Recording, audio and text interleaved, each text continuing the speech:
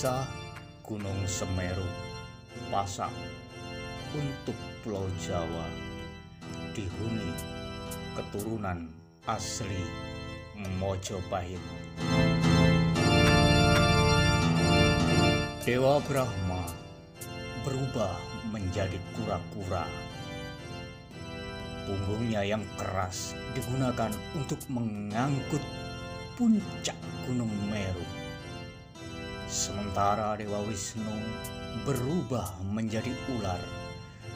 Tubuhnya melingkar mengikat potongan puncak gunung itu agar tidak jatuh saat Dewa Brahma berjalan.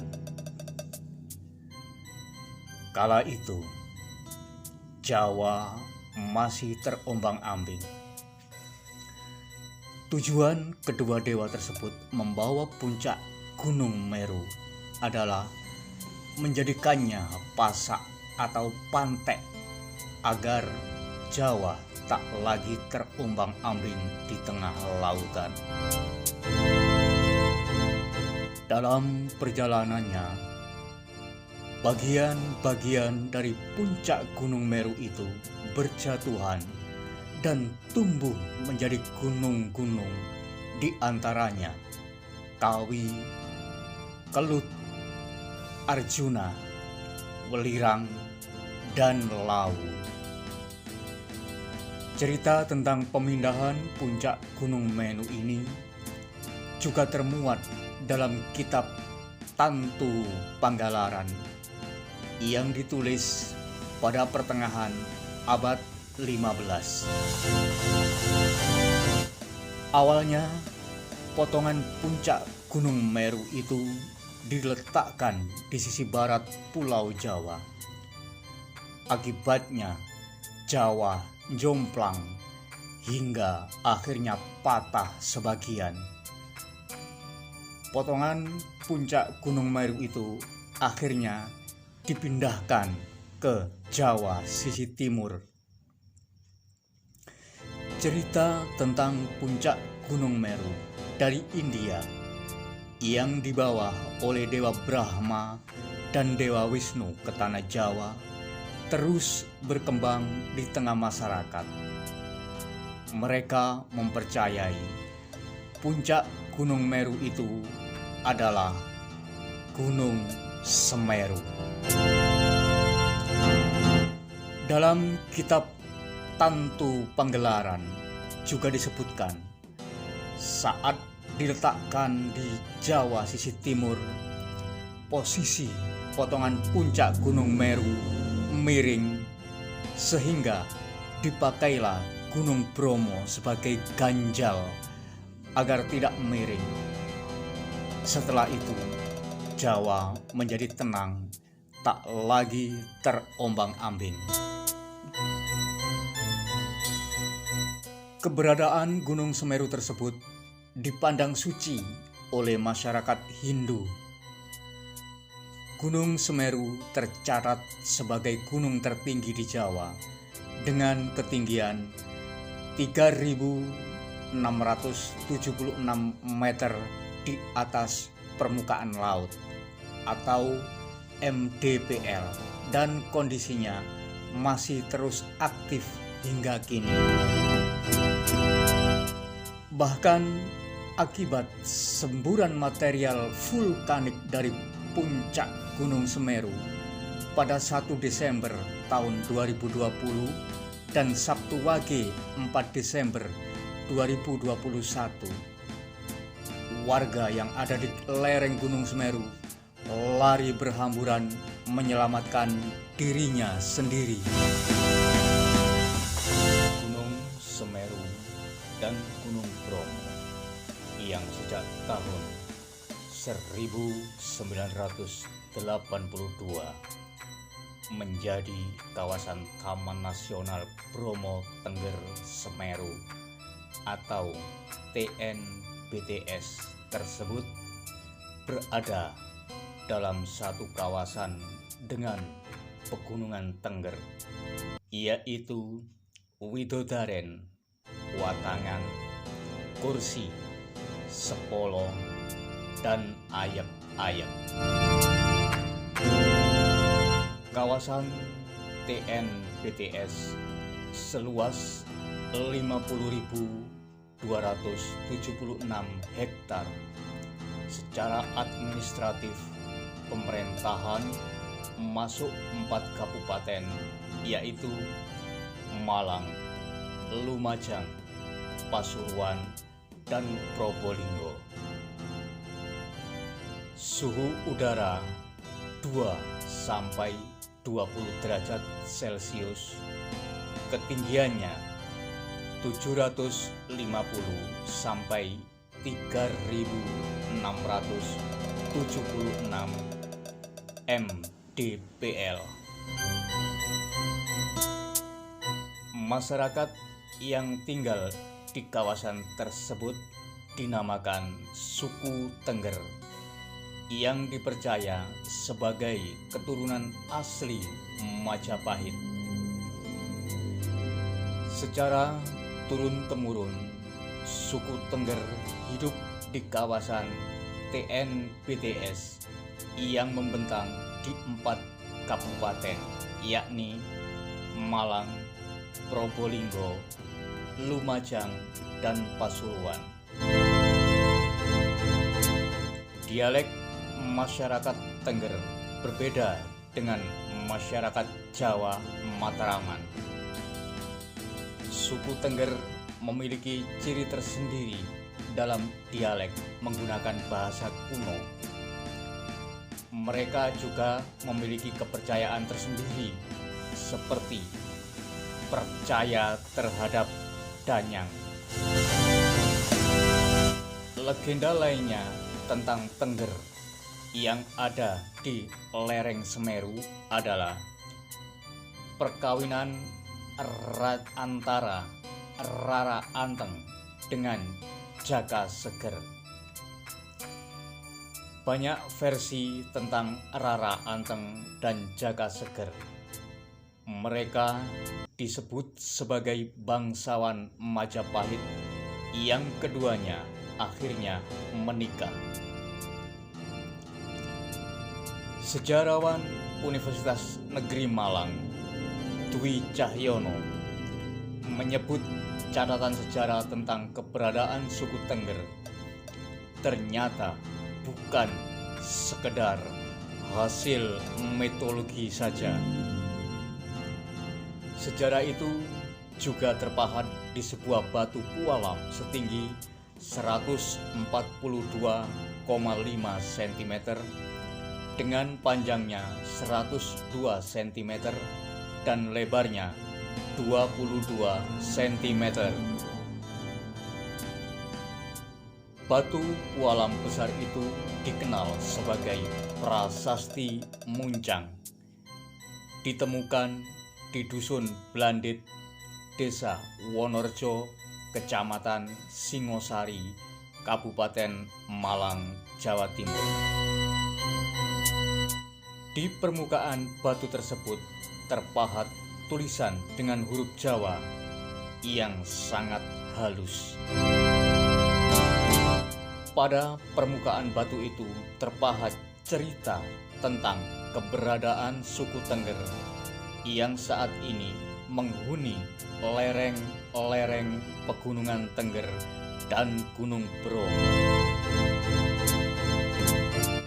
Eksotisme dan keagungan Gunung Bromo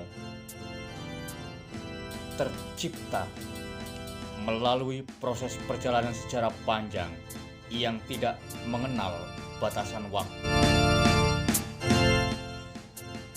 Dwi Cahyono juga mengungkapkan keberadaan Prasasti Muncang mematahkan asumsi keberadaan suku Tengger yang baru ada di wilayah Pegunungan Tengger dan Gunung Bromo pasca runtuhnya Kerajaan Majapahit. Dalam catatan sejarah yang ada di Prasasti Muncang, masyarakat suku Tengger sudah ada jauh sebelum hadirnya kerajaan Singasari dan Majapahit di tanah Jawa Dwipa.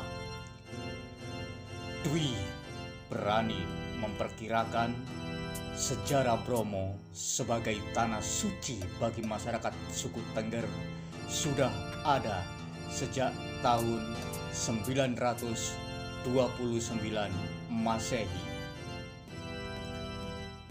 Menurutnya, cerita tentang keberadaan masyarakat suku Tengger dan kesucian serta keagungan Gunung Bromo dan Gunung Semeru sudah tercatat sejak perpindahan kekuasaan Kerajaan Mataram kuno dari wilayah Jawa Tengah ke wilayah Jawa Timur. Saat itu di bawah kepemimpinan Empu Sindok Timpalnya. Catatan sejarah ini tentunya akan menjadi pembanding mitologi dan anggapan orang tentang munculnya masyarakat suku Tengger setelah habisnya era Kerajaan Majapahit di antara tahun 1300 sampai 1400 Masehi. Cerita mitologi juga berkembang saat anak bangsawan dari Kerajaan Majapahit, yakni Joko Seger dan Roro Anteng, melarikan diri ke wilayah Gunung Bromo. Mereka sangat berharap memiliki keturunan dengan sumpah akan mengorbankan anak bungsunya sebagai persembahan untuk dewa apabila permintaannya dikabulkan.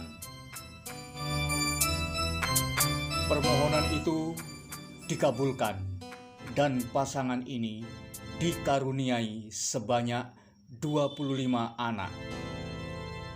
Di kemudian hari, keduanya lupa akan sumpahnya.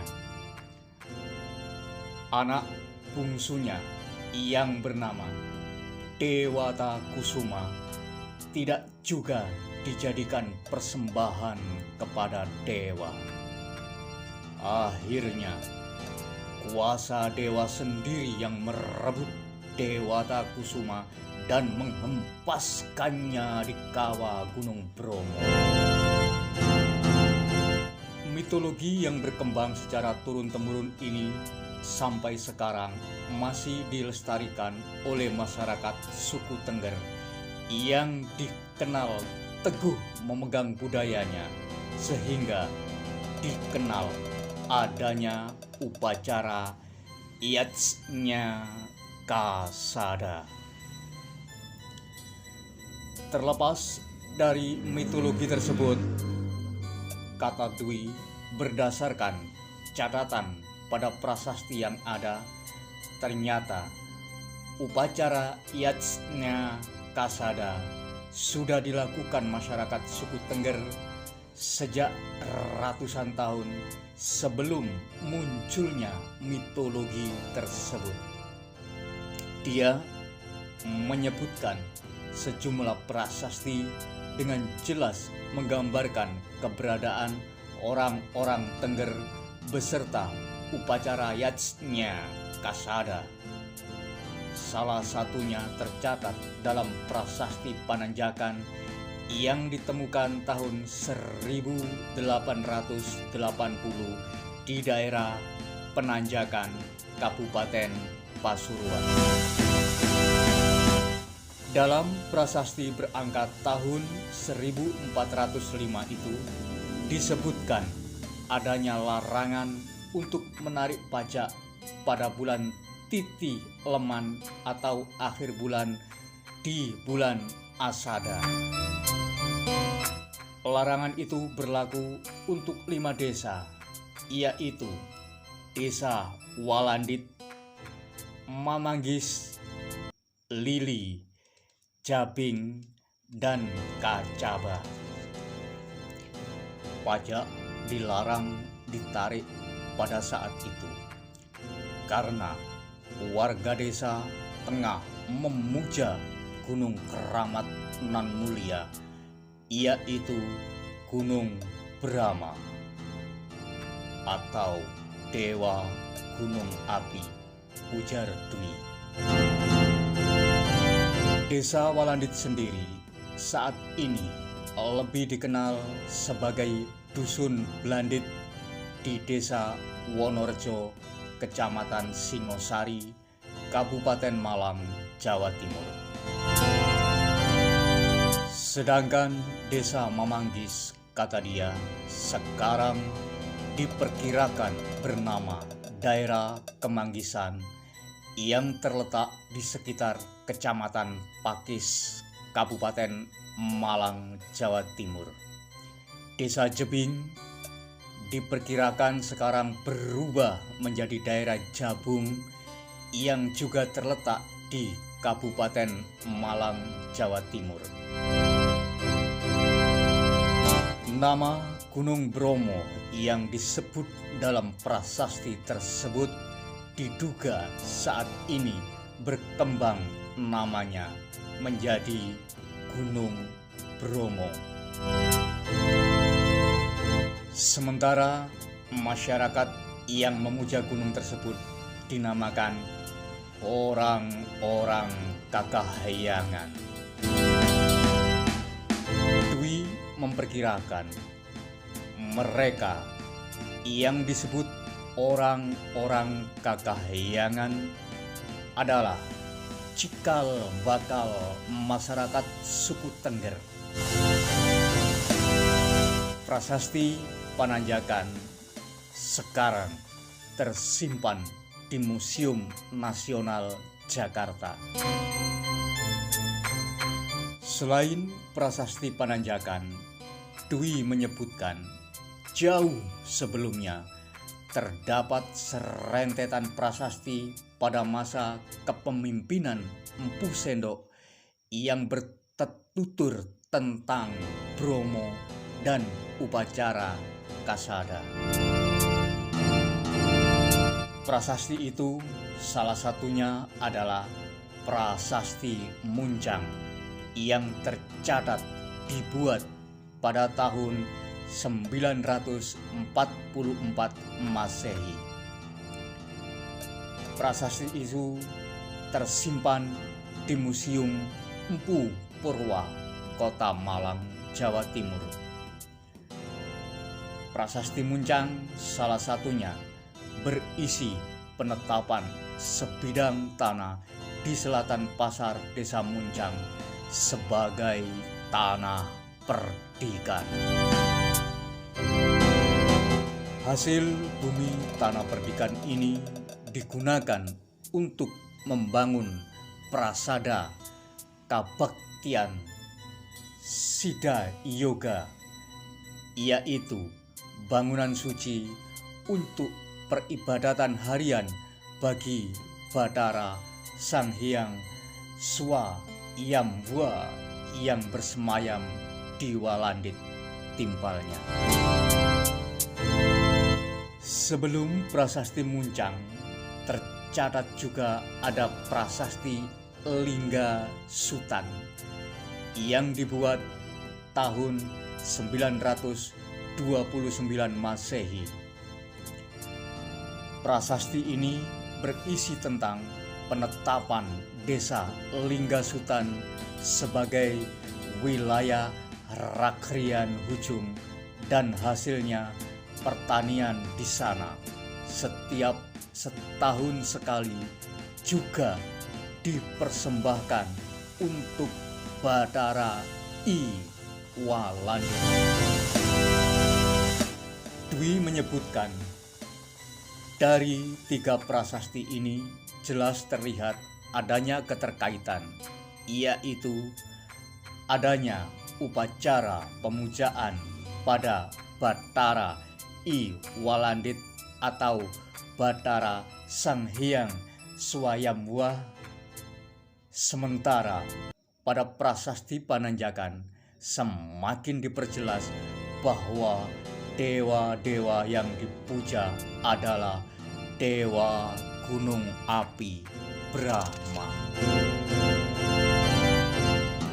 Dari catatan-catatan prasasti tersebut, semakin terlihat sejarah suku Tengger dan Gunung Bromo serta Gunung Semeru hadir jauh sebelum masa akhir Kerajaan Majapahit.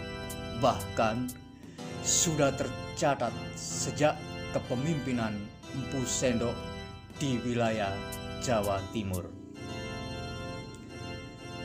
Sementara masyarakat Tengger meyakini bahwa upacara kasada yang diselenggarakan masyarakat Tengger dengan mempersembahkan secaci ke Kawah Bromo setiap tanggal 15 bulan ke-12 berdasarkan kalender Tengger adalah merunut jejak pengorbanan Dewata Kusuma, anak ke-15 Rara Anteng Jaka Seger, yang mengorbankan diri masuk ke Kawah Brahma sesuai janji orang tuanya.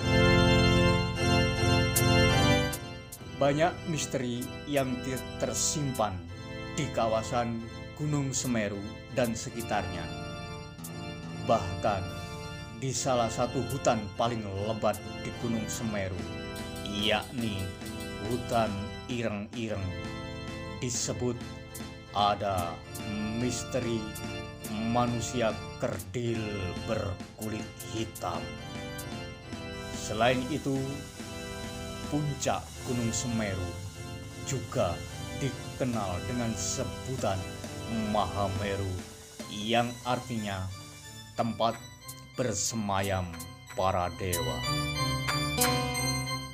Demikian ilustrasi dan pembacaan dari